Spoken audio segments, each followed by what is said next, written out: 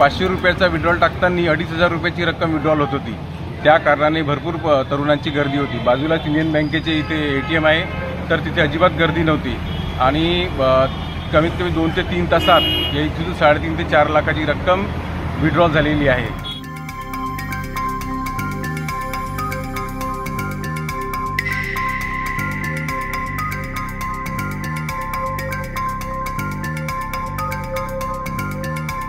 सोमवारी रात्री 10 ते 11च्या दरम्यान लोकांची या ATM सेंटरवर भरपूर गर्दी होती।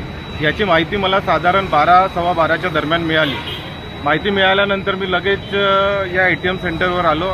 इथला पूर्ण हकीकत कळल्यानंतर पोलिसांना सूचना दिली। पोलीसही आले।